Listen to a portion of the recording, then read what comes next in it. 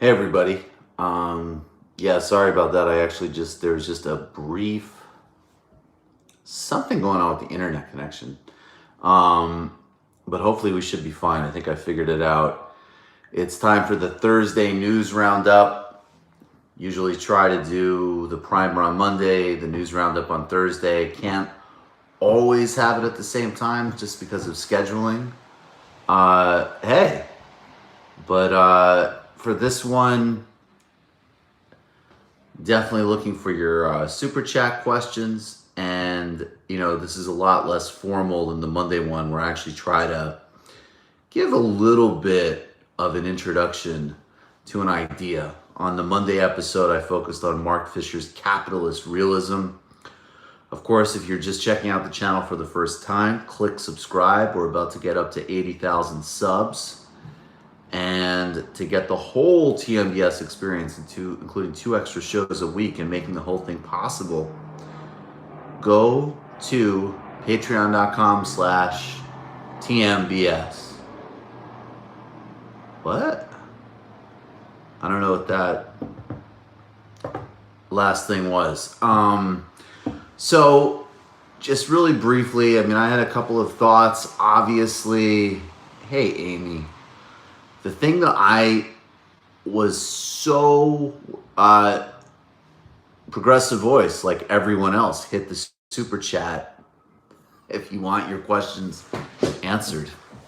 I think that I am so relieved that Bernie's medical progressive voice is about to get banned. A little prick coming on here telling me I don't answer my super chat questions. How dare you?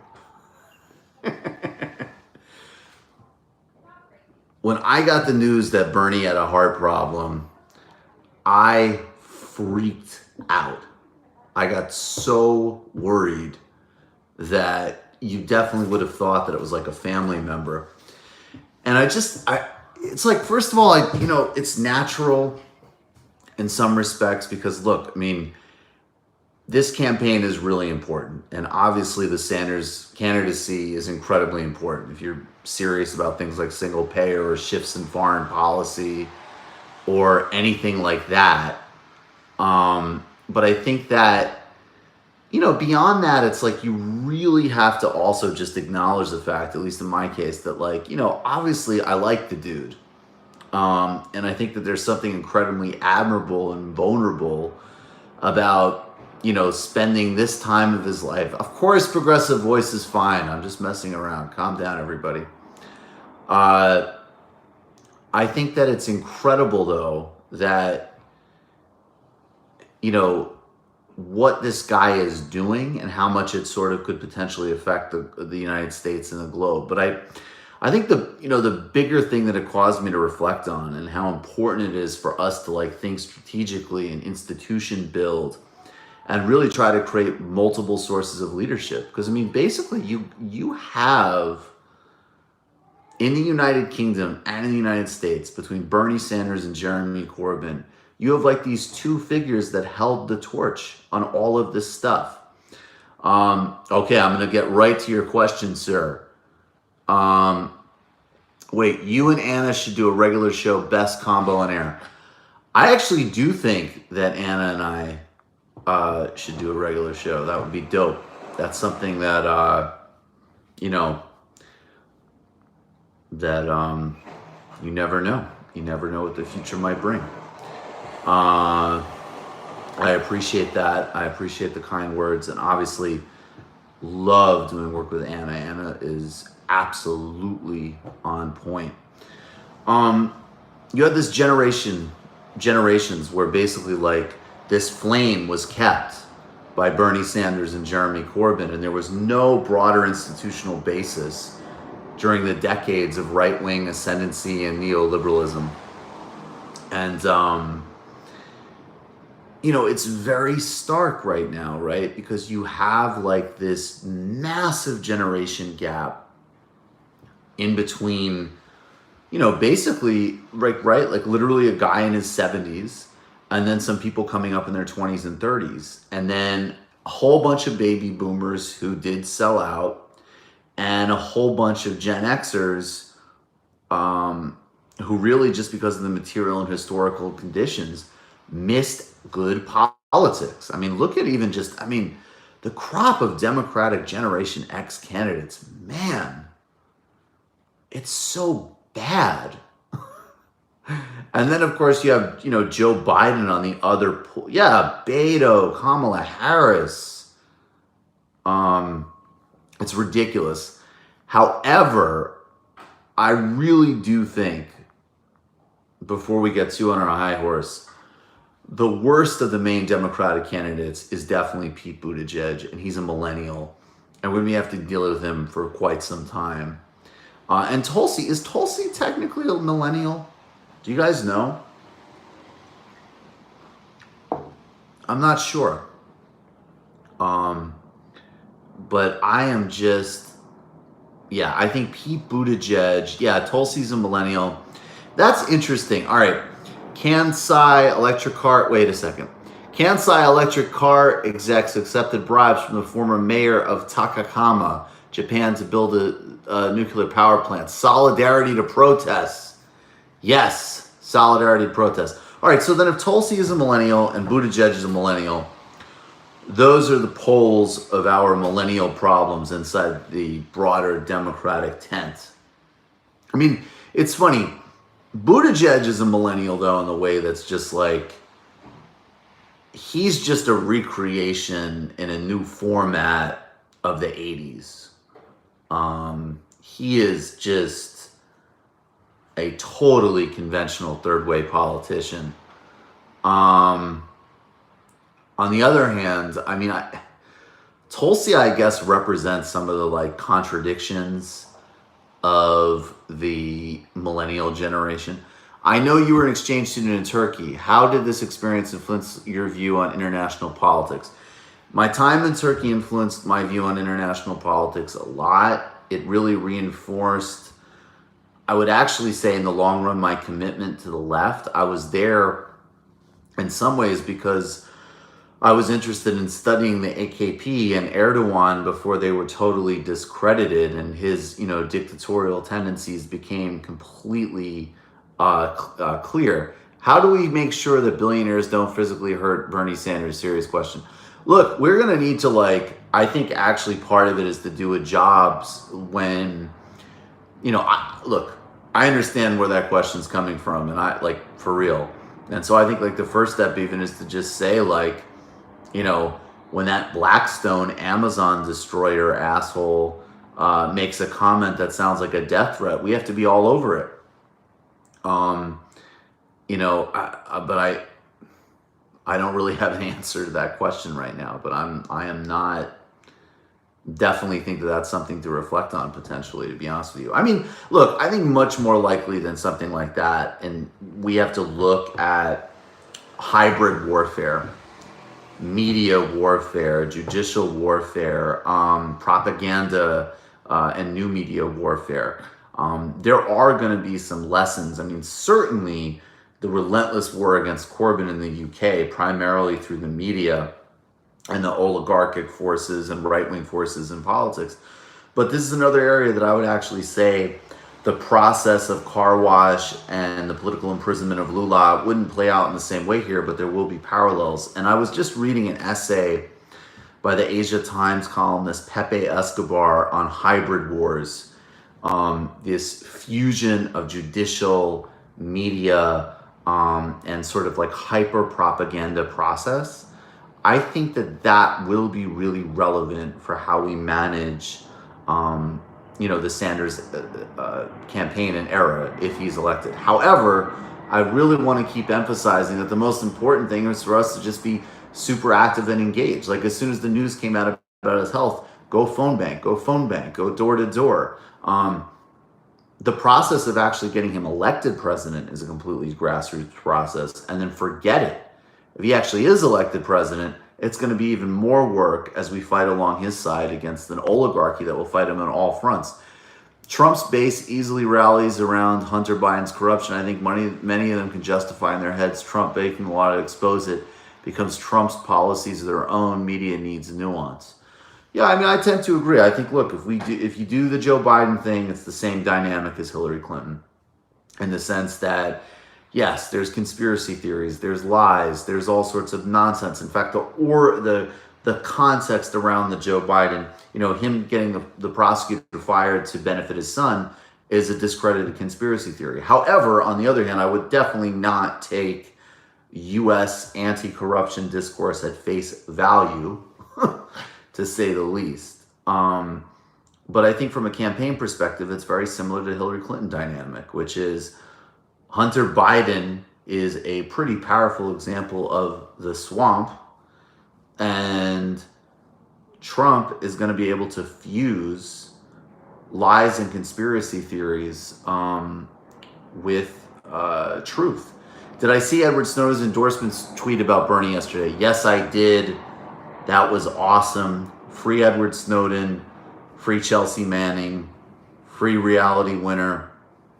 And we need to keep up the work and the fight against the specific. Julian Assange, regardless of what else you think of him, is charged for doing journalism. And he's charged for revealing things like U.S. war crimes in Afghanistan.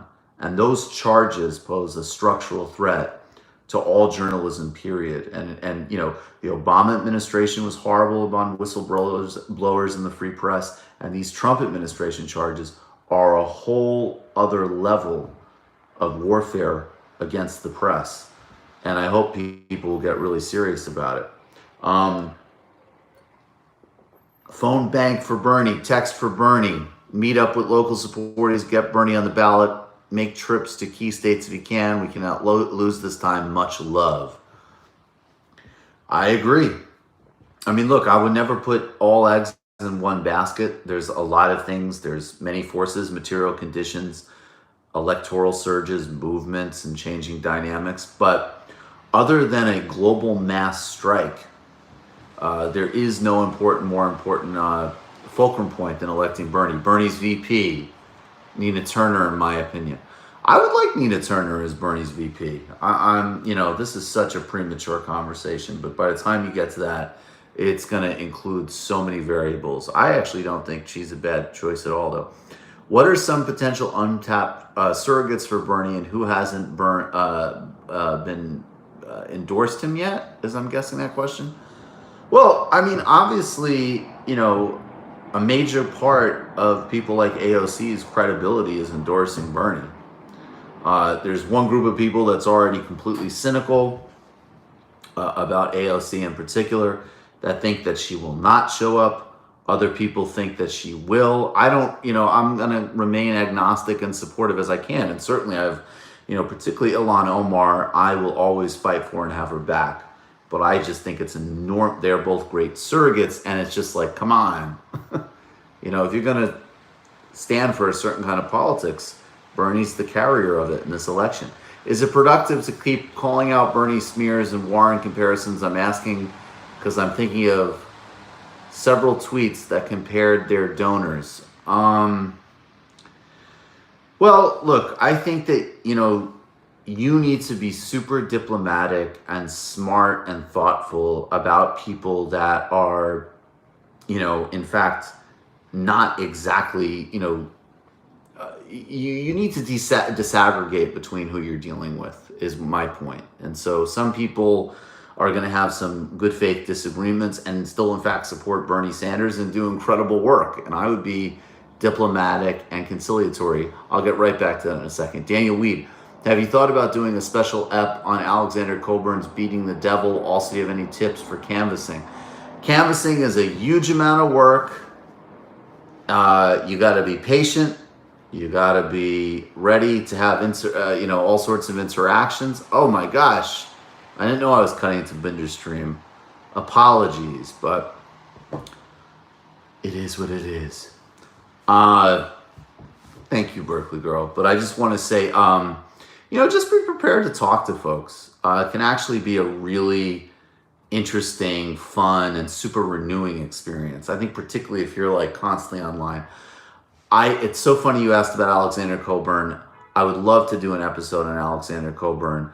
I'm actually just reading his collection of essays, Colossal Waste, right now. And I'm about to actually definitely will use some throwback Alexander Cockburn footage on Tuesday. Cockburn is a beast. But I would just say, save the real aggression for the most flagrant people. And just be strategic, be diplomatic, until you're not. And I would save that for really specific cases, frankly. And mostly, as far as advocating for Bernie, I would just keep hammering away literally on putting out the policies.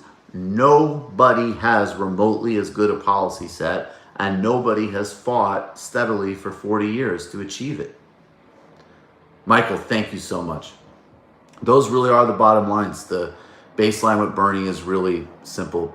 Do you think Bernie could help create more peace in Palestine? I think the fact that Bernie Sanders has talked about yanking Israel's foreign aid is in completely its own category. No one has recognized Palestinian humanity more than Bernie. And those total baby steps, totally, obviously way more needs to be done in terms of Palestinian human rights. But those are significant steps in the context of a presidential election. No one else, no one else is remotely in the same realm there. Thank you, Savannah. That would be interesting. Can you... Oh, okay, there's a request. We tortured some folks. And in a future new Medina. Any comments on the Canadian elections? Very little. I mean, I go back into the archive. I did a couple of live streams, including one a couple weeks ago, that really went in on... do you think these fragments of COINTEL culture... Do you think there are fragments of the COINTEL in culture from music to MSM? I do, but I don't know how to because I think some of it is sometimes I think certain scenes can do their own COINTEL, and then on the other hand, yes, COINTEL Pro. If I'm reading you correctly, what issues you think Brother Bernie can work on? You mean like improve on? If I interpret you correctly, I'd love to see him go much further on drug decriminalization and following the Portugal model. Hey, Michael, I love the show. I was wondering if you ever dealt with depression or low self-esteem when you were in poverty. You have any advice on that front? I'd love to hear it. I have definitely dealt with depression and low self-esteem, and I think a lot of people have. And some of it is related. And I think that that's a good question there because, yes, our thoughts, our attitudes, our beliefs, and so on, our subjective positionality really does matter, and we do have a lot of power and a lot of agency. And on the other hand, there's this discourse in the country and in neoliberalism generally that really, it fetishizes the individual at all costs. And my thing is you need to have an integral approach. All things are real. There is an individual agency and there's social structure. So I love that you're recognizing that, of course, poverty can hit your self-esteem. One, you're told by society that it's a wrong thing to be, that it's your fault, that there's something wrong with you or something shameful about it. I'll get right back to it. Hey, Michael, enjoy your show. Gun to the head. Trump for 4 more years or Biden for 8. Would be great to see more secular talk collapse. Oh, Biden for 8. Look, it's absolutely better to fight the neoliberal hackery than what Trump is doing. And also you need to always really be mindful of who you're speaking on behalf of when you make those comments, when you make those kind of calculations. It's really interesting because I see, because obviously a lot more people know who I am now than they did even a couple years ago. And it's funny because there's a lot of very sullen people who don't like that I'm clear about the difference between Warren and Sanders. And, I saw somebody saying that I was being like Jimmy Dore or whatever, all this kind of nonsense. Ridiculous. I have politics. I have clear politics, and I'm going to stick to those. And conversely, there might be some other people who are surprised by the fact that I'm absolutely an advocate of strategic voting in national elections. And look, there's a huge amount of complexity with Trump. And clearly, I think Trump being president has opened some doors. It's also, I think, those doors were not dependent on him being president. And the huge amount of acceleration of harm, especially when it's not hitting you, is not something I'm willing to risk. You know, I had a guy come up to me the other day. I do sound like I'm running for president now, but it's a true story. And he said, you know, have you ever engaged?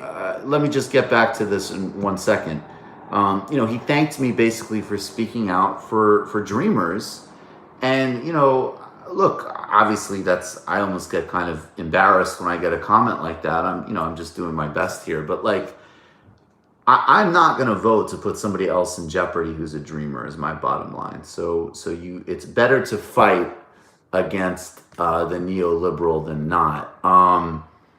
Let me see. This was a question about Noam Chomsky. Have you engaged in Noam Chomsky's theory on anarchism, creative participation I haven't studied Chomsky's theory on anarchism very much. I have a Murray Bookchin book, actually, that I'm about to read. If Dems run Biden, is the possibility of third-party candidacy, would Bernie ever run as an independent, Green, Yang, or Williamson? Well, Yang or Williamson, that doesn't interest me. I think, look, there's a couple of scenarios that I wouldn't talk about yet where I could imagine supporting a third-party candidacy for Bernie. I don't, frankly, see them happening right now. But I think that's a bridge for later. People keep telling me that Bernie hasn't accomplished any significant things in office. What are some things you can point to? Well, he's done a huge amount in terms of rural health care. If you go back to even actually being a mayor, he had great results with housing and health care. Would be interested in hearing my story of working at One American News. I'll call it to the show sometime. We could chat about it. Definitely. That sounds hilarious. But the other thing is, and this is just the reality, that a lot of stuff, first of all, they notoriously, people say Bernie was very non-egoic. So he helped craft and succeed pushing a lot of legislation and let other people get credit for it. That's number one.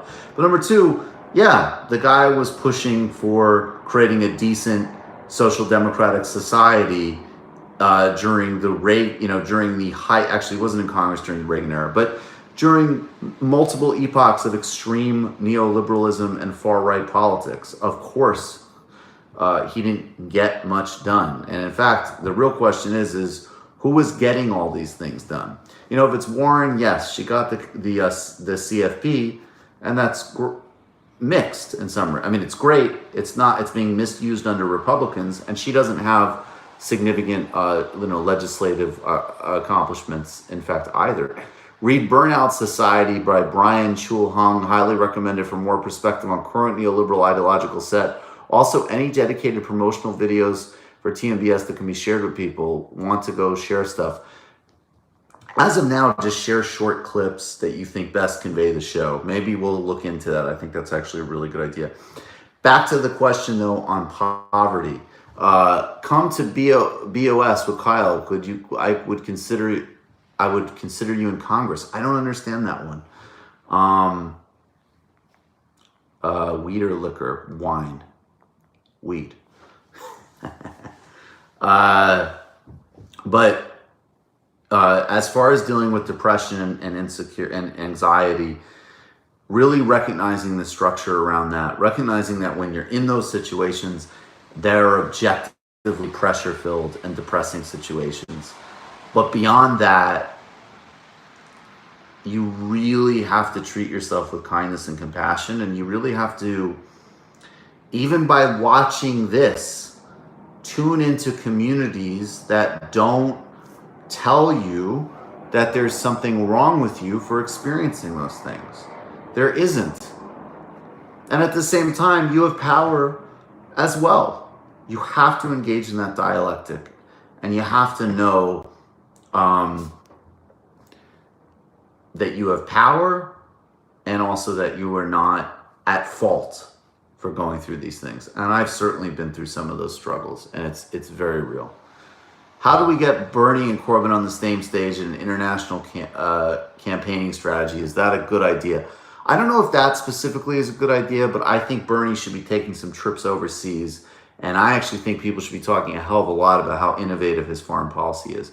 You sometimes talk about your interest in spirituality. How would you categorize your spirituality and how it affects your political outlook? Look, I mean, I'm some kind of, wait a second. Will we be lucky enough for Ukraine to take down Trump and Biden? Wow, now you're thinking positive. I don't know.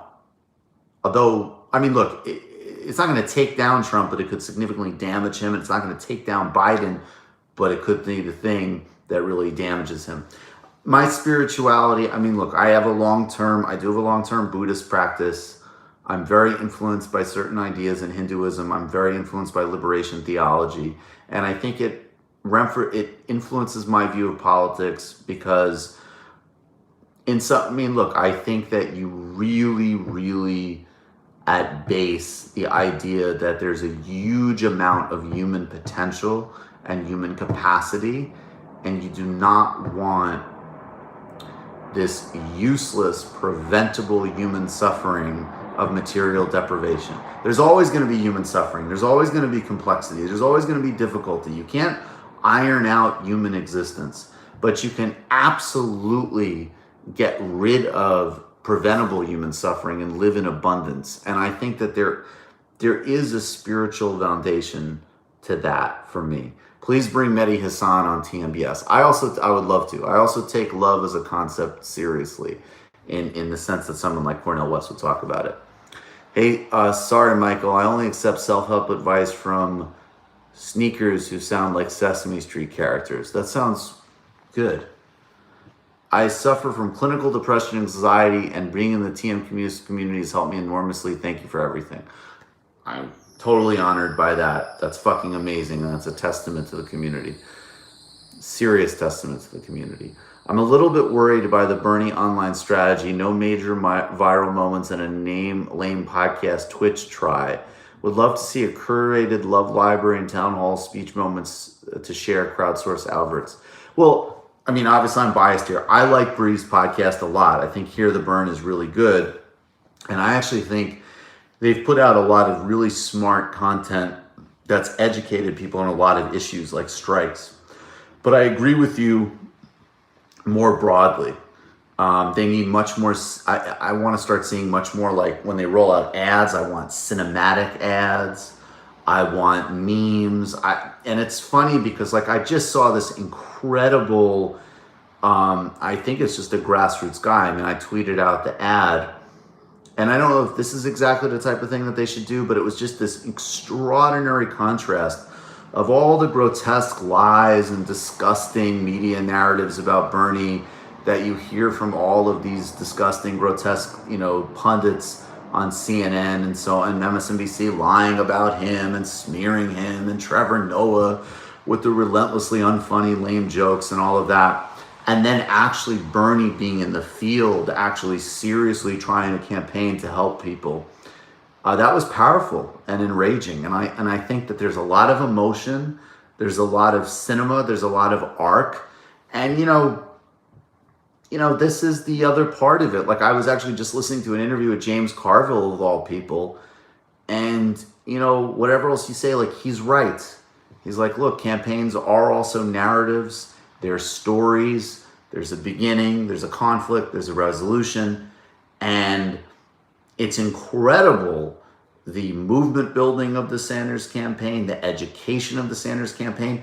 The grassroots uprising is self-evident. I mean, look at the fundraising, look at the 1 million volunteers, look at the phone banking. I mean, don't forget for a second that these things are absolutely extraordinary, groundbreaking accomplishments. That starts to need to be coupled, in my opinion, with some actually very traditional campaign stuff. Narrative, strategy, and things like that. Thank you, Michael, for helping me. Thank you for helping me care about international politics. I'm Bayesian and Bermudan on my mom's side, and your show puts it in perspective. Oh, that's awesome. I'm super honored. And obviously, I think when you tell new people about the show, you can talk about the global dimension of it. It's significant. You know, interdependence isn't a cliche. Interdependence is an actual thing that defines our world and defines our politics. How are you guys liking these sort of impromptu home streams? The mini primers and the shout out to Barbados. The mini primers. Mia Motley, what an incredible leader she is.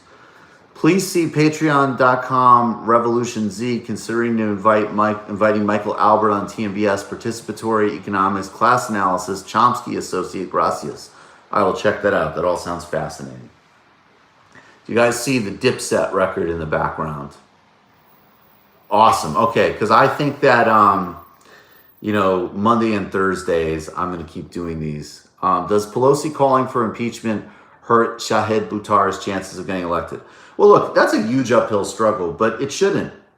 I mean, Shahid is a major reason that she's even doing that. And of course, would just be such a stunning improvement over her. I mean, Shahid Buttar is, I couldn't be more impressed. I also really enjoyed talking with Michaela Wilkes. She's great. And that's another really powerful challenge, what she's doing, going up against the mega hack, Steny Hoyer.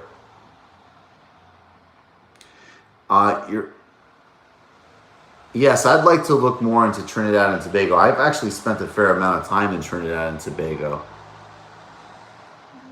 Of course we're friends. What are some intro resources from your perspective in politics? Your stuff is high level, and I would love to be able to keep up a little better. Oh, Cody. Well, that's a mistake on my part. I hope everybody finds this stuff accessible and easy to digest, even when it's maybe sometimes some complicated concepts are different parts of the world. I better be communicating it clearly. But, you know, as far as books, I just off the top of my head, People's History of the Third World by Vijay Prashad, Capitalist Realism by Mark Fisher, and I would definitely read Class Notes by Adolph Reed, Ghost Wars by Stephen Call. Thanks, Michael. Your video helps me, give me hope for someone living in the middle of deep red state Montana. All solidarity. Yeah, guys, merch is coming this month. Merch is actually coming very, very soon. We got some dope hoodies. I have done LSD. Those are my thoughts. I have had experience with hallucinogens. Context and setting matters a lot, and people should be super thoughtful, and they can definitely be powerful experiences. You know what? Actually, Michael Pollan's book was great. And I'm working on it. I hope Adolph Reed will be on the show again in a couple weeks. He's just indispensable.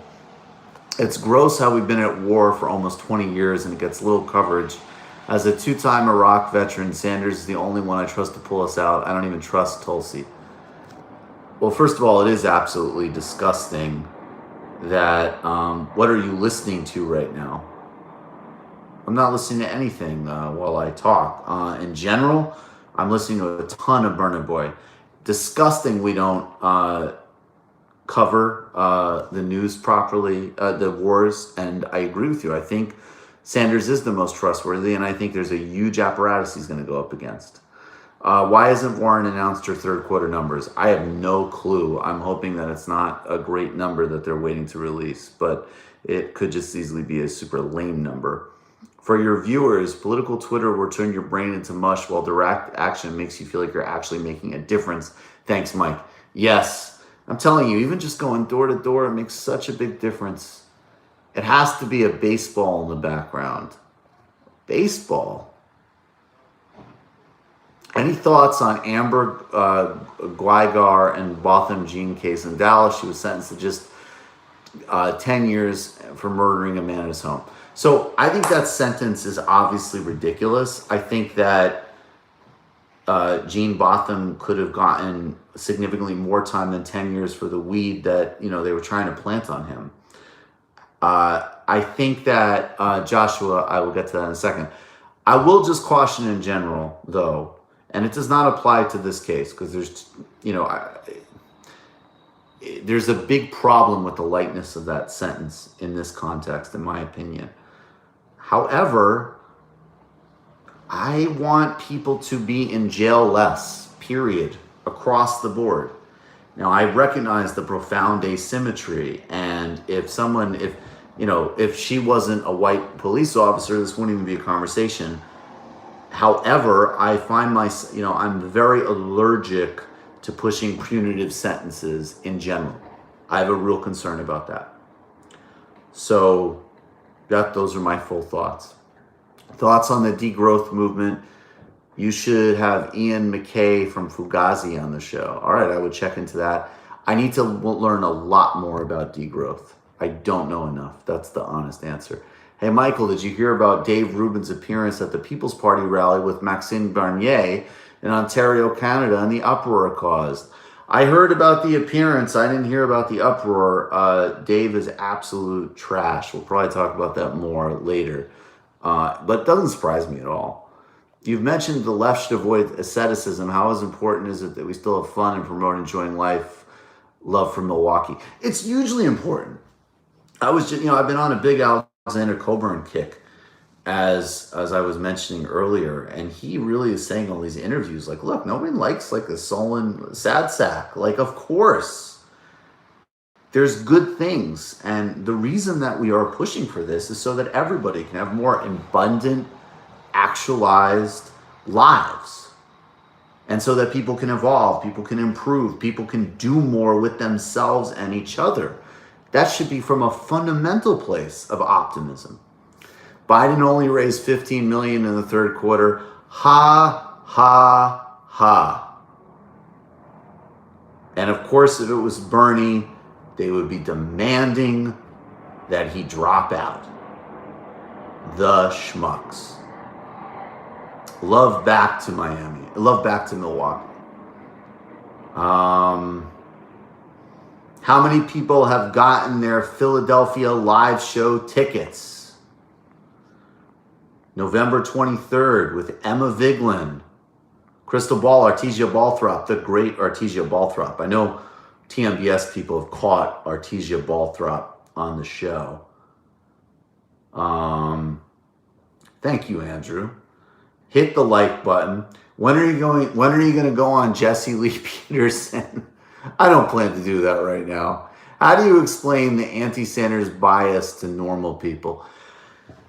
It depends on how receptive they are. I mean, I think I've had plenty of conversations with people where it seems like, they kind of get that, yeah, of course, most mainstream media and corporate types are going to try to fight him because he represents the working people.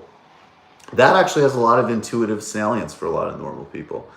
Bernie got 8,000 donations since yesterday, and his surrogates will be out and about this week and campaigning this weekend. Yes. Beta. Maybe I will go on Jesse Lee Peterson's show. I'm honestly so busy, man.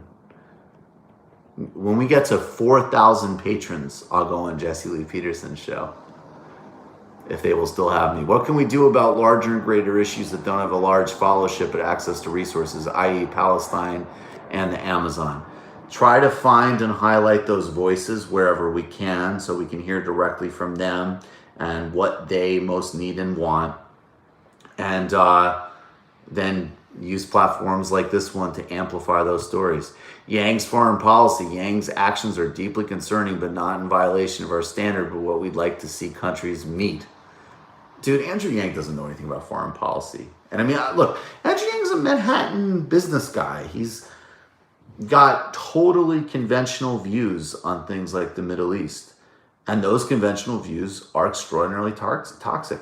Arms to Ukraine, but for actual Nazis' thoughts. Marco, I don't know enough at all about that. I have a very strong feeling that I would piss off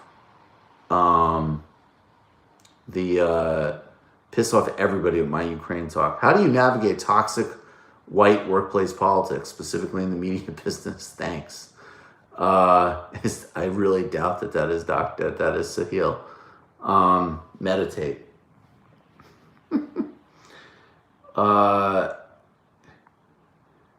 Yeah, I think, I mean, I am so underwhelmed by the Yang thing. I'm not going to lie. I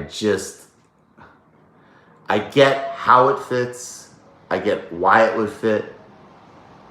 But I really am profoundly skeptical of Andrew Yang. Thank you, Robert. I think we're doing well. I think we've got a lot of TMBS momentum, actually. Yes, Ukraine, that is absolutely true. Some of them do have Nazi remnants. And I think also there is a genuine desire to have autonomy from whatever your regional hegemon is. I don't think that dynamic only applies to the United States. But I also think that the United States should not be arming up Ukraine and playing its own hegemonic games there. If I heard of black socialist feminist Barbara Smith, I haven't. That sounds interesting. That sounds like someone I should know more about. Any final question, guys? I think I need to go to sleep pretty soon. Let's see. Noam Chomsky and Ian McKay 2020 Syndicalist Party. Do you live in an airport? Love from West. I don't get that joke. Have you ever read Wretched of the Will you ever do the Wretched of the Earth? Oh, for a primer, maybe. That's not a bad idea. I have read it. I have read Wretched of the Earth. That's a pretty good idea, actually. Although it's not always going to be theory stuff. So, guys, appreciate all of you. Much love. Become a little based God, task force, protect Lil Lib. Okay. I have no idea what the fuck that means. All right, guys. Patreon.com/TMBS. Patreon.com/TMBS. I can't promise to not shave my beard, Despicable Taylor. Appreciate all of you very much. If you haven't yet, hit the subscribe button. Definitely spread the word on everything we're doing so we can continue to grow fast. And, if you want me on any other shows or anything, just let me know. We'll see. Appreciate all of you. Peace and love. Lula Livre. Left is best. Yes, Bernie does still support a two-state solution for Israel-Palestine. All right. Good night, guys.